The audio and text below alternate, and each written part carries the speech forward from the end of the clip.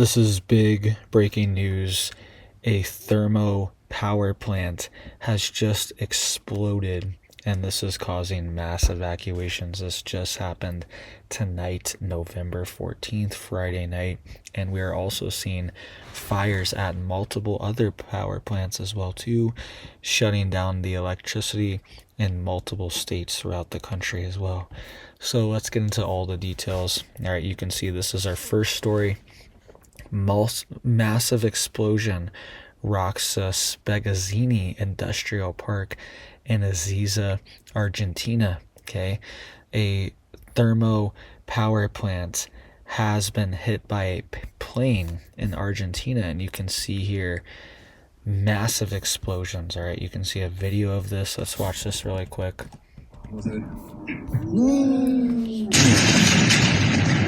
Shockwave after. Pretty terrifying to see. Alright, this just happened tonight in Argentina. Alright, people running for their lives. Very terrifying to see. And natural reaction, alright, that's what I'd be doing too. I'd be getting out of there quick. You can also see here, alright, Milford Power Plant in Connecticut caused, quote, limited damage due to quick response from the fire. All right, another fire in Milford, Connecticut. And also here as well, tripped power lines cut electricity to 95,000 Wyoming customers. All right. It says fire ignites at Glen Rock Power Plant after power outage hits multiple parts of the state. So what's going on? Why are all these power plants in the West being hit all of a sudden and exploding and having these fires? I'm not saying it was intentional, but what's going on? It's kind of crazy to see this. And this actually shut down power for multiple different states. All right, South Dakota was also affected. Wyoming was affected from this, okay? But we'll get into more details of that in just a second. But I wanted to get into details of this just happened tonight. You can see here a massive explosion in Ezeiza, Argentina was captured in dramatic video on social media showing towering flames and a powerful shockwave sweeping through the area.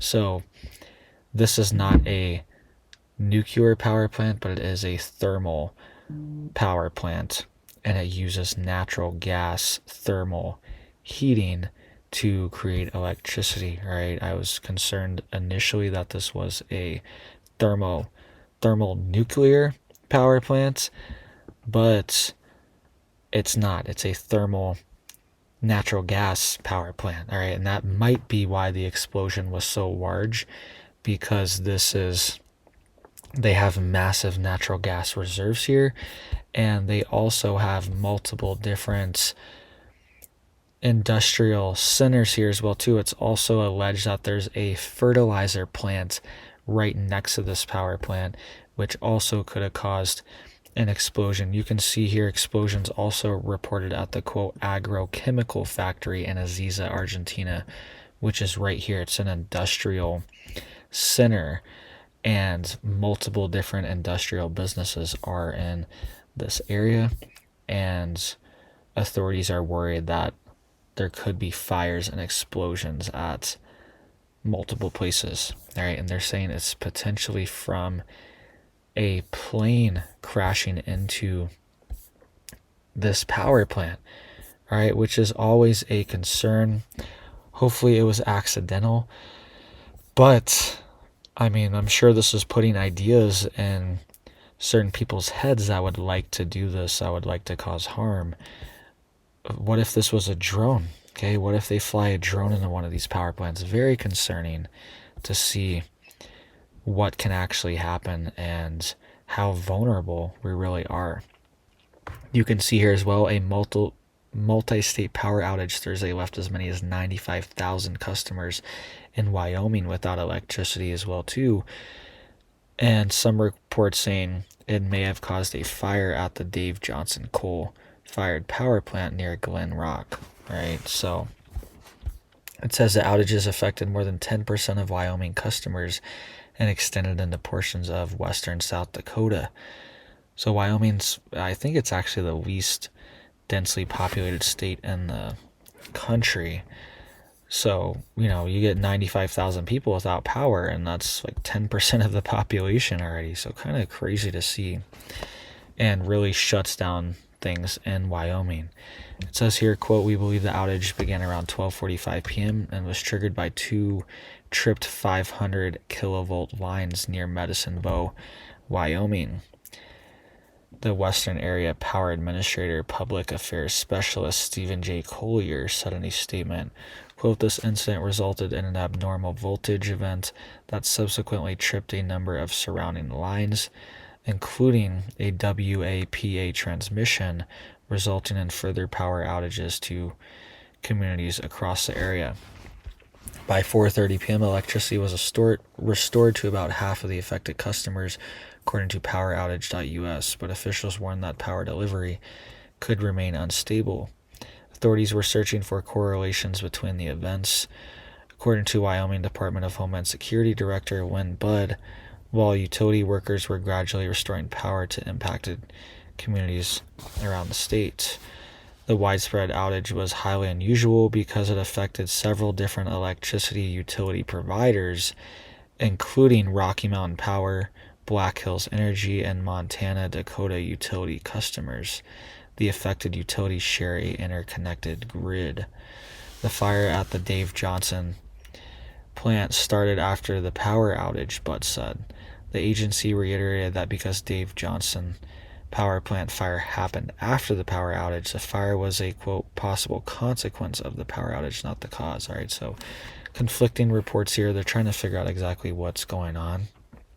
But there was a fire at this power plant. It says here, Wyoming WyoFile was waiting on more information from the Converse County Emergency Management Office, though an official in that office reached out at 3:30 p.m. and said the fire had been put out.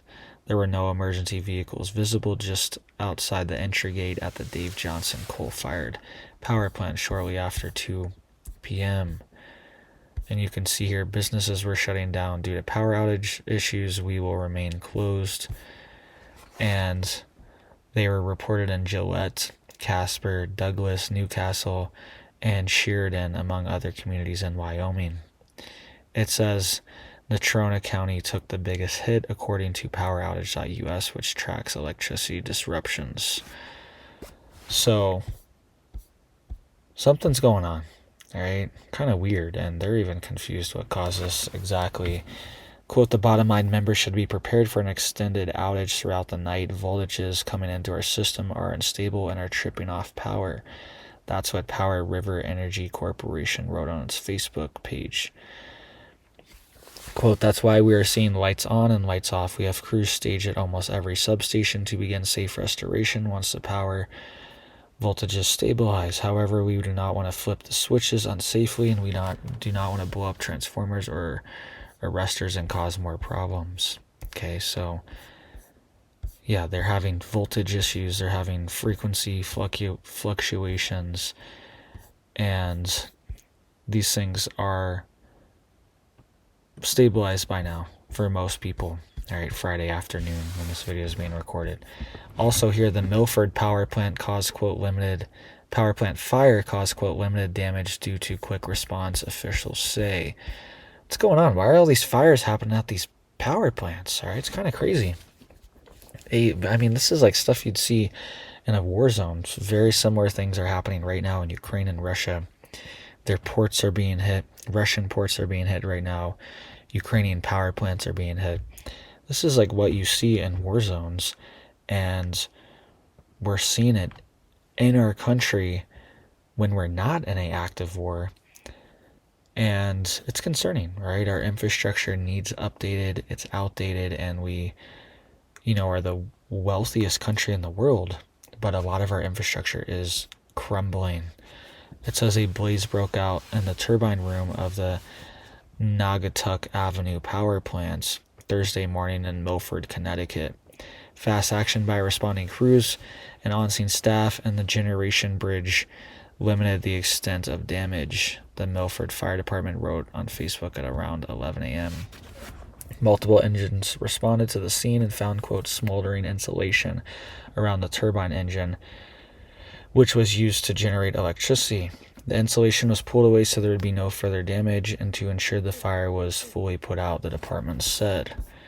The department said firefighters had responded to a similar incident in mid-September, also at a power plant. That fire, which had also broken out the plant turbine on Shellen Street, also was put out due to responders' fast action.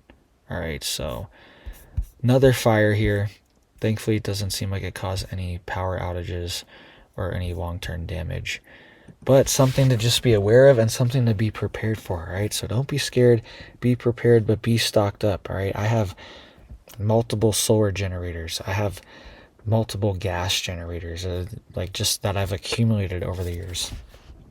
And my top brands for that, I don't even have affiliate links or sponsors or anything, but Champion generator, gas generator, that thing has, I don't know how many hours. It maxes out at 999 hours, and I maxed that out 2 or 3 years ago. Okay, so this thing has thousands of hours, probably close to 5,000 hours on this generator. It's still running just off oil changes, okay?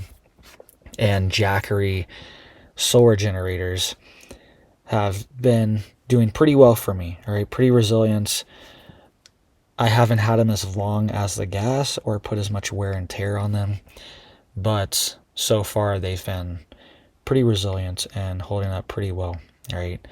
And you can use your gas generator to charge up your solar generator and your batteries, and that will make your electricity last a lot longer, because it's not, when the gas generator is just running constantly, it's not as efficient, okay? You're losing a lot of energy to just having the generator running. You're not always pulling a large load from the generator and you're just burning gas, okay? But if you charge up your batteries, then you can slowly drain those batteries. It takes, an hour, maybe 2 max if they're completely dead, to charge up the battery, and then the battery lasts all day long, all right? So, and then combine that with solar, you're golden, all right? That's what I do whenever I stay like off grid in my RV camping, and it works good, all right? I don't even think about the grid when we're doing that at all.